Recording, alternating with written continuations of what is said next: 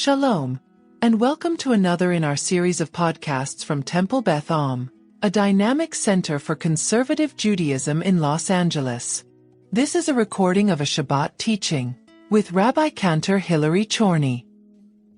I don't believe that this is the source sheet, or I don't know if the source sheet even got uploaded at all for Shabbat, but this, I will also read out the sources such that you can follow along if you'd like. It's a short teaching in terms of the sources and a lot to delve into.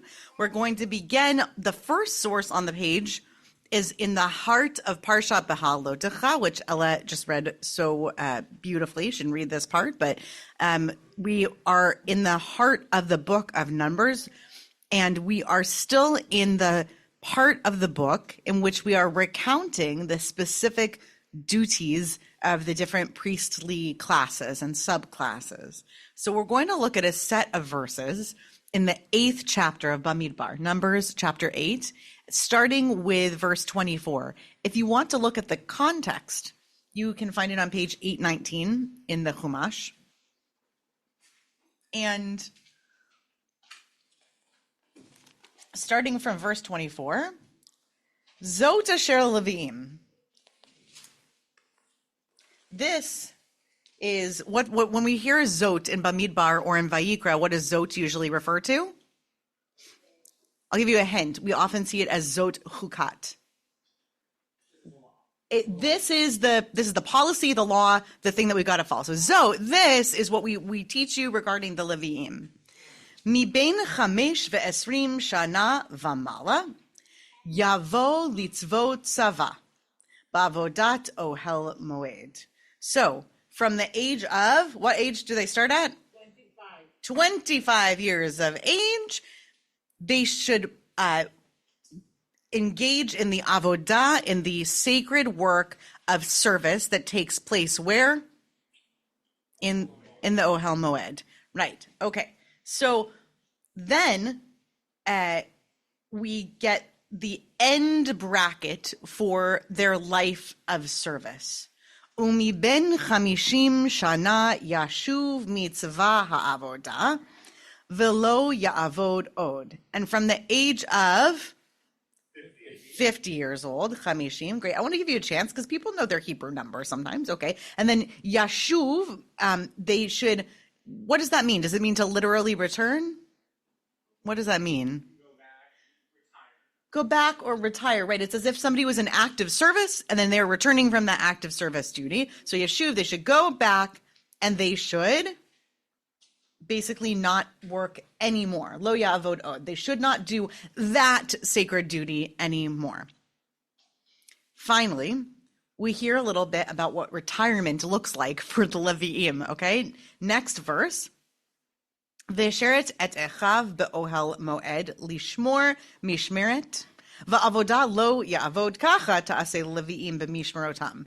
Those last few words are just a coda on the explanation. They're just saying this is what you should do with the work. But the meat of that sentence is very interesting. What does v'sheret et echav be'ohel moed mean?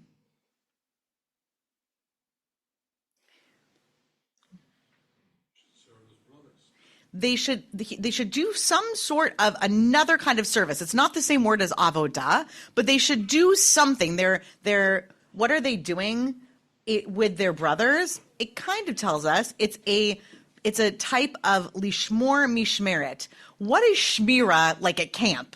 People grew up going to a Jewish camp or send their kids there. Guard duty. Shmira is that the best or the worst job? Yeah. Depends who's on with you, right? Shmira, nice and late at night. That's what I learned at Ramah, Wisconsin, summer 2010. I had some good nights. So they're supposed to sort of, it's a duplicative, like Everett Fox probably translates this very beautifully. They should guard, yes, guard. They should do some sort of a guardianship. What sort of a guardianship might a 55-year-old give to a 27-year-old in the world of the Levites? First of all, before you answer that question, what was their avodah? What was the avodah of the Levites in the Ohel Moed? So they're in charge of the washing, the basins, and the purification. And ultimately, what do we learn that the Levi'im are going to be doing in the place which God is going to choose and which we learn about post the 5 books. What do the Leviim do as a class? They're the chazans. They're the singers. They're the ones who are in charge of singing. Okay, so they've got this duty. So just to be very clear, it kind of looks like, notice the word litzvo tzava, there's a lot of duplicatives in here, very poetic. They should do some sort of a service. What does that word hint at? That Sadi Bet Aleph. It sounds like military service.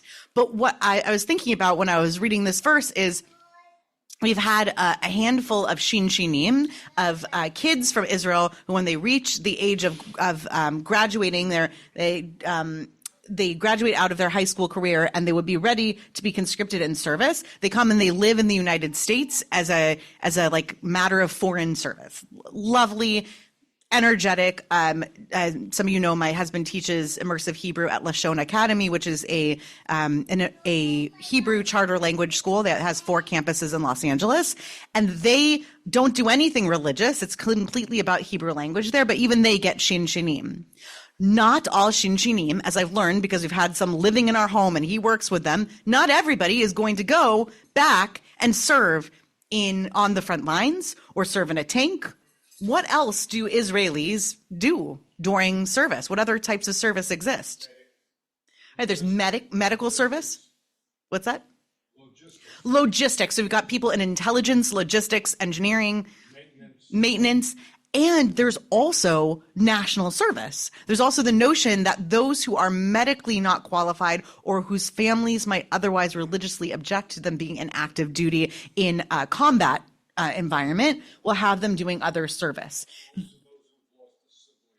Right. So if you've lost a sibling in war, stunning story. If you've lost a sibling in war in Israel, if your parent, and ultimately, if parents have lost a child, none of their other children are thereafter required to serve an active combat duty. That being said, who here has gone to the exhibit, Redefining Zionism by Shlomit Bard? Has anyone here gotten a chance? Seth got a chance to see it. I think it's there for like 5 more days. Go and check it out on UCLA Hillel's building on UCLA's campus. And there's a stunning story of a family. I can't remember if this is a story related to the Druze family or a second one, but there's a son and his mother. They'd already lost a child. And despite that, post October 7th, he chose this other son who is depicted there to serve in active duty because he wanted to serve his country in Israel. So you can opt into it, but you're patur, you're absolved of that duty. Right, they have to serve an active duty, but not an active combat duty, right? Not one that would likely endanger their life. That's the principle at play, is that the parents have already lost a child, but you can choose to do so. He was on the front lines doing combat duty post October 7th, as so many people chose to do from reserves, et cetera, and are still choosing every day. I bring this up because I want us to imagine that it was military-esque in the service part of it. In part, what else in this paragraph do you notice so far seems very similar to the military? What about the qualifications of people? What qualifications do we learn people have? First of all, they have to be a Levi. They have to be a Levite. And that's an inherited position. That's a matter of your family tree. You don't just get to opt into being a Levite. You're a Levite because your dad was a Levite. That's Jewish joke number like 763. You're a Levite if your dad was a Levite. But what else is the qualifier here? Right, Chamesh v'esrim shana, 25. You want to see something really crazy? Who remembers from 2 parshas ago? Go back to page 782. The other direction, yeah. Will someone read? Is somebody willing to read the section? So start at the bottom on chapter 4. וידבר אדוני אל משה ואל אהרון לאמור, נשאו את ראש בני קהת מתוך בני לוי למשפחותם לבית אבותם. Okay, so pause there for a second. So they're going to take a census, and naso, the same word that we used in the parsha this morning and last Saturday afternoon, that they're going to take a census of this part of the Kohanitic descendancy, the Kahat, the family Kahat, Bnei Kahat. And they're going to count them per their house, the Beit Avotam. Okay, keep going. מבין 30 שנה, from 30 years, ומעלה ועד בין 50 שנה, until 50 years, כל בעל צבא, that word again, לעשות מלאכה באוהל מועד. Great. So after 30 years, they can serve, and then they can no longer serve after 50. Now, that's not an unusual thing. That's some sort of either military, or we're going to call it service writ large, right? We're thinking about service expansively, that there would be an age bracket within which you can serve. This is true in congressional life in America. This is true in a lot of places, that there's a bracket, although there's not always an end age bracket, retirement age. We'll get back to that retirement in a minute. But what's weird about the comparison of these two texts? 30 versus 25. There are some, we don't have time to go through them, some in Mikra Okadolo who will try to parse that 25 applied to some and 30 applied to others. But what's the more likely explanation? Okay, that's very funny. That's not what I was going to say. Rabbi Behrbaum said they needed more people. They lowered the age. That's very possible. And I mean, in times of stress and war, that makes sense. I was going to say the most likely reason is that there are multiple authors whose versions of this story are being incorporated and quilted together in this narrative. But, Rabbi Behrbaum was both funnier and truer to Moshe, something being read to Moshe at Sinai. Yes, Alan. This is a little different because you're dealing specific not just with Levites, but with a subset of them, Kohathites.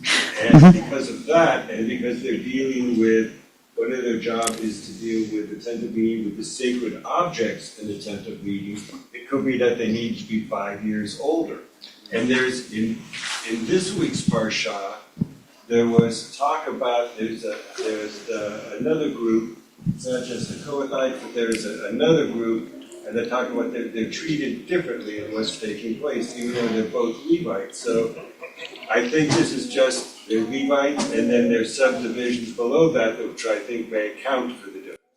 Okay, the great and sacred commentator Alan Broidy, in mild apologeticism, but in a good and important and strongly textually supported way, says, well, this is about a subset of people who have a very particular job. The class that they belong to have to deal with certain things. It would be to strike a comparison. If you're going to be serving in this particular intelligence branch or this particular kind of combat, the age is not 25, it's 30. There are lots of reasons one might argue against that, like it would be odd for the age to be lowered later and not raised later to get more specific and more constricted in terms of the requirements. That being said, what's really interesting about this text, to get back to our text for this coming week from Parshat Beha'alotekha, at the top of 8:17 again, or if you're following along in text number 1.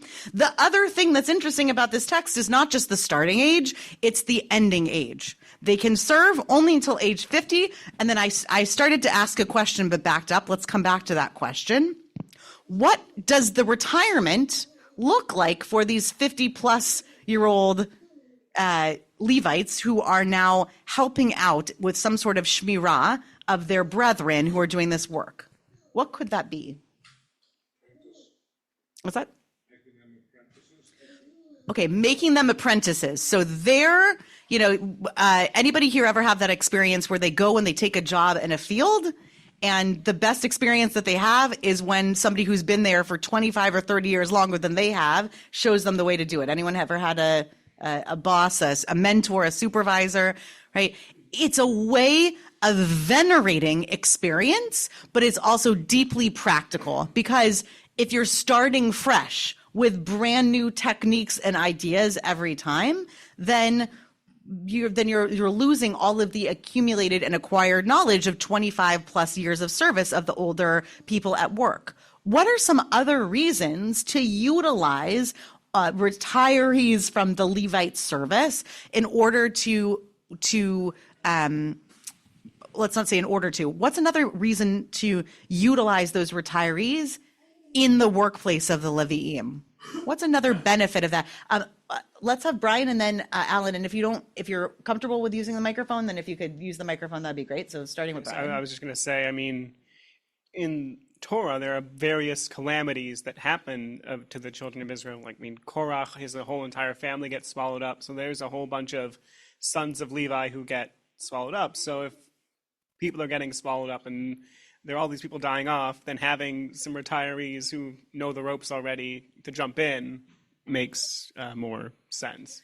Okay, so That's the tragically, Watsonian answer. Not the right? realist. Tragically, it's possible that you could wind up. It's like Lahavdil, but it's like kind of an interesting comparison that's coming to mind is, if you lose an entire flight of space engineers, like if you'd only trained up a younger group of people to go on a mission and that mission fails, or God forbid something happens to that particular shuttle, which we know is historically, unfortunately, a reality, you're not starting over. You have the people who have been supervising it, who have been there longer, some sort of a situation like that, but with Levites. Yeah, Alan. Yeah. Well, I think it involves a sense of what the people 50 and over are doing, that they're not doing any physical labor. They may be deemed too old to do that, but people at 50 or at 60 could continue to be a guard without any problem. They can be on the lookout, make sure no one comes into the tent of meeting without consent or without supposed to being there. So I think that it can work for the older people. They're just not doing more strenuous labor, maybe in terms of putting things together or fixing things. They're just there to stand and watch. So responding to the physical realities of someone's body at 50, and remember that like 80 is the new 50 in 2025. This is a different reality. We'll get to that a little bit more in a minute. Alan, while you have the microphone, do you think there's any benefit to this situation for the retirees, for those who are no longer in active service, but they're in Shmirah? I can see benefits for that. It gives them something to do, and they want to be able to participate, and they're being with their fellow Levites for what they're doing. Great. So it's giving them something to do. It is, who doesn't want to have a great docket of stuff to do upon their retirement? This is one option for them. Anyone else also want to answer that question? What might be the benefit to those who are over the age of 50 who still get to serve in some sort of a shmirah? So respect for experience. So we're going to put you in that position because we know you know what you're doing. And we trust you to keep your eye out. And you've earned that position, right? You've earned sitting down at the doorway. I had a doorman. Once I lived in a building that had a doorman all my time in New York. And I have a doorman who I think of in that regard. Like, this guy clearly had been running packages and taking care of things. And now his job, he got to sit, like he like earned the sitting. I think there's a certain honor to that because you just know that they have a watchful eye. They can see out of the corner of their eye what's going on, and we trust them with anything, and they've earned that. Okay, any other responses to that? I want to move on to a different rabbinic notion, and this is an idea that emerges probably like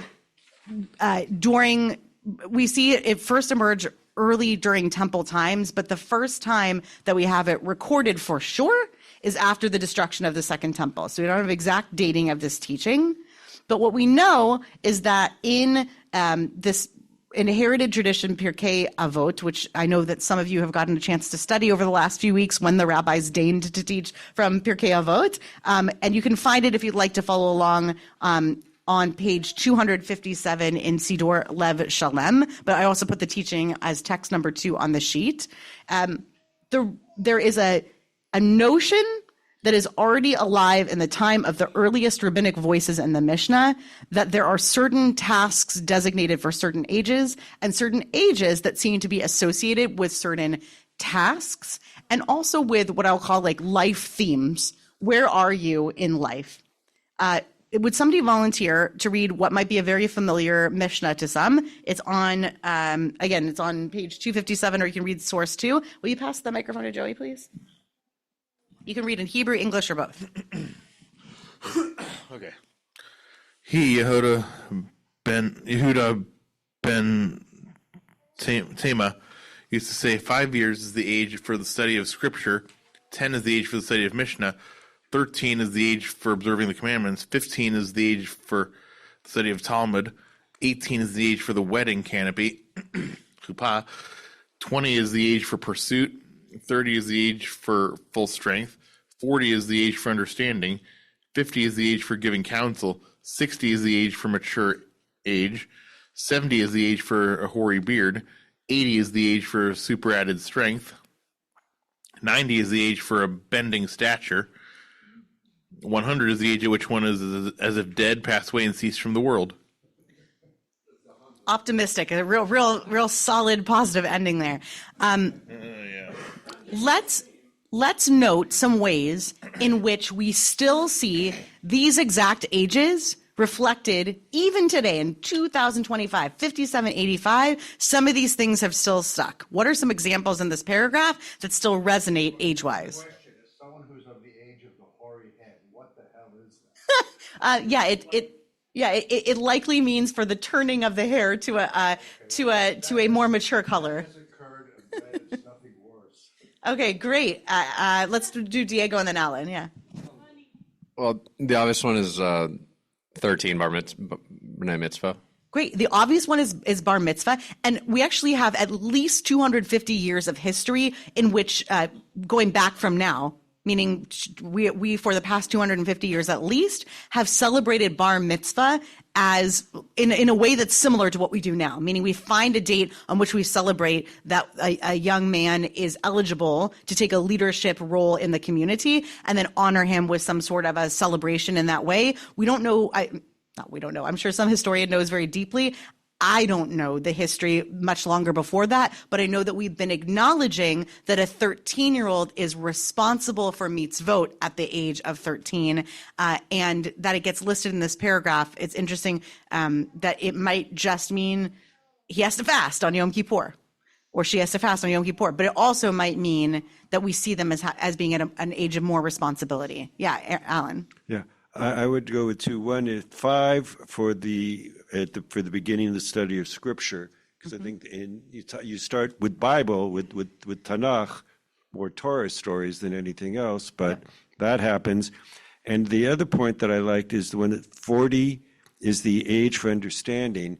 That was the rabbinic notion that you couldn't learn certain texts until you turned 40. And I think in certain communities that still applies today, like the Ezekiel dreams of the chariot of what's going and the visions of God. You can't study that till you're 40 because otherwise you might go astray. I don't know what you're talking about because I'm so young. So I don't even know what text you're referencing. Or also Kabbalah. That's a generally accepted notion, is that people will not study the Zohar in depth until that age either. Great. I want to mention one other one that stands out to me. Some of you know I mentioned my grandfather often, Alav HaShalom, my grandpa Jules, who grew up in Petersburg, Virginia, just outside of Richmond. He was born in 1915. His elementary school teachers were Civil War veterans. He really saw a different era. They were veterans of the war between the states. He grew up in St. Peter's, near Richmond. That's correct. The war between the states, is he was a real Southern boy. He was born in New York City. He was born in the Lower East Side, and then when he was 3 years old, went to Petersburg. Interestingly, that's the exact same story of my husband was born in the South, and when he was 3 years old, was moved to grow up in Bogota, Colombia. But ultimately, very different upbringings. My grandfather was born in 1915. He lived a long and beautiful life. He lived till almost 103. When he was 100, he came and visited Beth and got to see the place. He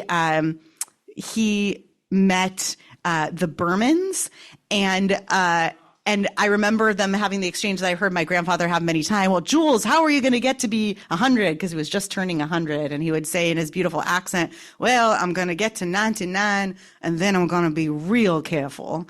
And he was, and he lived, and it was really wonderful. And he and Abe Berman, also Alav HaShalom, had a great l'chaim together. And they were reminiscing about something that they had both done when they were such younger men at the time, which is that they'd had a second bar mitzvah. When do people tend to have a second bar mitzvah? 83. Why 83? Everyone said 83. Right. So 70 is considered the time after which it is, if you're starting over in a new lifetime. I hold that at this point, with how long people are living, I think every 13 years you should get another bar mitzvah and a party, or a bat mitzvah and a party. I mean, we will have people easily at, what would that be next, 106? No, it would be 96. Yeah, 96. We have plenty of 96-year-olds who could have a bar bat mitzvah, a second bar bat mitzvah. So some of these notions, what's that? A third bar, yes, a second bar mitzvah is what I meant. So a third bat mitzvah at the age of 96, sure. So I'll look forward to my third bat mitzvah. So some of these ages have sustained a sense of meaning that I think make a lot of sense. Some are a little bit less resonant, but it depends on what era you're from. For example, we have 18 as the age at which one goes to chuppah. We were just hearing from Rabbi Berenbaum about the story of Devorah and Jack Kolker, Devorah who passed this last week at the age of 95, and how she and her beloved Jack were 17 years old. That's right. And needed their parents' permission to get married. And I know lots of people who still have living parents and grandparents, or who themselves are alive, who got married at that age. That being said, generally speaking, do we say that 18 is the assumed age for wedding at this time? In the ultra-Orthodox world, very possibly so. But most people who you will meet, we have something that has only been defined, because there are a couple of different names for it, but in child or human development, there's something talked about as emerging adulthood. So over the course of the past 100 to 125 years, we've seen, particularly with the rise in people who are getting university education, but not just that, also people who go into trades or into service, we see that there's an age in life in which it is acceptable to neither be living under the home of your parents or to still be living at home with your parents, but to be relatively independent, but not yet coupled or partnered. And that notion of that extension of time shifts when we're going to imagine somebody going to the chuppah. So there are some things that are absolutely staying mostly the same as the same Mishnah, even within Jewish life, like bar mitzvah or bat mitzvah. And there are some things that have changed substantially. Remember, adolescence, in a very real sense, is a modern concept. In other words, Why do you grab that microphone? Because this is a very important point. Yeah. Adolescence is a modern concept. If you go back 3 generations, virtually everybody's great-grandparents would have gone to work at an age of 13 or 14. And I remember distinctly, I was reading a biography of Nachman of Bratslav, and the author wrote that he had no capacity to deal with the question of adolescence because at 15, Nachman of Bratslav was already the father of 2. Wow. And that was customary and not a statement of maturity, but a statement of being 15. Sure. And consequently, he said, none of our categories. And the other thing that is interesting in our time, right now, not in my time, and I'm getting to the years of my strength, but having said that, adolescence now can be defined from 15 to 40. That sounds about right. Yeah. Wonderful points, Dr. Berenbaum. It's true that we could not conceive of people having this extended period of as many as 25 years of their life in which they would have been entirely independent. And I just want to read that back into our text. And I saw somebody else over here maybe had a comment or a question. Reading that back into the text, I think it's easy when we think 25 years old and we read in this text that was the age at which the Levites went to service, that we might be picturing the 25-year-olds who we know or who we more recently were, depending on who you are sitting around this room. And that's probably not so and not the case. Perhaps at the age of 25, you could be preparing to figure out who your child was going to marry, right, in another 3 years. So it's just a totally different life cycle rhythm. Was there someone else who had a comment or a question? Oh, I was just going to say, if you're looking at the very end of the section line. Oh, hang on, Brian. We're going to give you a... Another age that stands out to me as significant even today is Ben Shishim Lazikna, at the age of 60, elderhood. Mm-hmm. Senior citizens, 60 years old, going all the way back, or 55. It's AARP claims its biblical and Mishnaic roots, in this whole line of inquiry. I hear it tell that they'll start sending you mail at 42 and be like, don't You're getting up there. They really want you.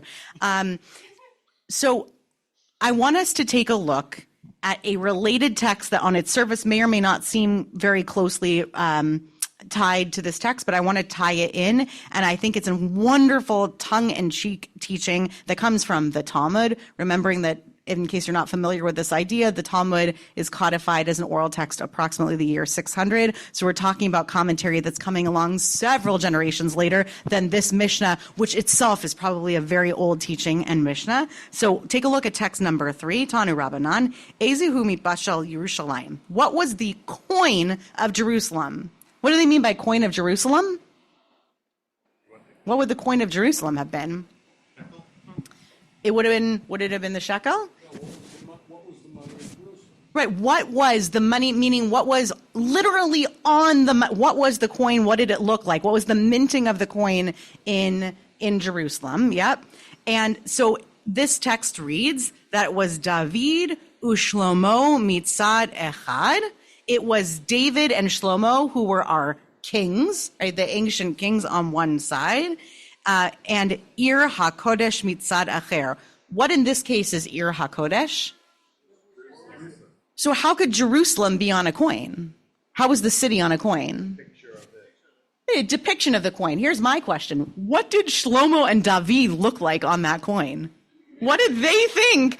David and Shlomo. I've been thinking about this ever since I put this text on here. Like, what did they think that David and Shlomo looked like? Because Charles Heston as the model, a little, yeah. A suit, a black hat, a beard. Looks like the Rebbe. Yeah, Alan. Yeah. It says, at least in the parentheses, the names David and Solomon. It may not necessarily be a picture, it could just be their names that are included. So nice reading of the text. So The reason the rabbis have that is because otherwise you would be making an image, and you'd be making an engraved image, which would be prohibited by the Ten Commandments. Right. Making a human image, it would be considered like a sculptor. So on a coin, in that sense, the rabbis were trying to say they adhered to our understanding of what thou shalt not make graven images. that's right. So I wanted to say that these brackets are in a way an attempt at a correction for something that felt very uncomfortable to the rabbinic mind, which is this idea of putting imagery of human beings. First of all, how do we know what they looked like? We actually don't have really intense descriptors of those particular people. And second of all, it's problematic to have potentially a graven image, and literally an engraved image, and therefore it's more comfortable for us to imagine that it was the names that were on the coins, but the text itself doesn't necessarily specify that. It's just bracketed. And then we get another teaching that immediately follows, and this is where we'll close on our teaching tonight. It says, what about the coin of Avraham Avinu? Zaken v'zikna mitzad echad, an old man and an old woman on one side, uvechor uvetula, kids of a marriageable age, young, not adolescents, right, because it didn't exist, but young marriageably aged kids on the other side. One side of the coin, old man, old woman. Other side of the coin, young man and young woman. I've got a teaching that is just my own chap on this idea. It's my own take on this idea, and this is where we're going to land, and I'd love to hear your thoughts later, but I want us to bench and finish out Shabbat. I think that the reason that the text would think that Abraham's coin would have been a different coin like this is to make a point about the ways in which this Mishnah, the teaching of what age applies to particular aspects of how a human being shows up in the world, their strength, and vice versa, right? This idea that we associate certain ages with certain things. The most intense inversion and subversion of that idea are Avraham and Sarah. Avraham and Sarah did not do things at any kind of an expected age. How old was Sarah when she had her first kid? She's 99 when she gets the news that she's pregnant, I think, by my own math, right? So, plus 9 months. She's 100 years old. Very good math. Right. absolutely subverts this idea that the age, it doesn't have an age for Leidah in our Mishnah, this age for having children, but Abraham and Sarah were already old when their story began. I love it when I see lists, either published in news or in articles and essays sent around, that are lists of like 50 or 100 people who got their start later in life. I think it's very, very, very important that we both understand that holding standards in a militaristic type sense it's necessary and it's important, and we've been doing it since time immemorial. We always have ages, 25 or 30, one or the other. To 50, that's when you would actually serve. But it's also the eternal truth that 50 for one person is not 50 for another person. People's stories are radically interesting in ways that completely go against what the teachings here would be. There are 9-year-olds who read Torah. I promise I didn't plan that, but I think that that's an interesting thing. Right? I have a 9-year-old daughter who read from the Torah today, and I am blessed to have a parent myself who, well beyond working age, is still working, and thank God, and physically a very healthy shape. And I also know people who did not get a chance to reach what we would call a ripe old age, and whose greatest stories ended young, and surprisingly young. So I want us to both take very seriously these texts, which obviously capture a time in our life when we have a model of the necessary people who, taking your idea, Dr. Berenbaum, like, when you don't have enough people of age, you just need the people who can serve and serve well. You need people of good body strength. Someone else brought that up. You need vigor. You need to be able to serve and be full-bodied. That's all very important. But it's also the case that any given one of us in this room may not match up with that list. And that's not radical. That's traditional. You've been listening to another in our series of podcasts from Temple Beth Am, a dynamic center for conservative Judaism in Los Angeles. If you enjoy these podcasts, we invite you to write a review on the Apple Podcast website or wherever you get your podcasts. For more information on Temple Beth Am, Los Angeles, please visit www.tbala.org.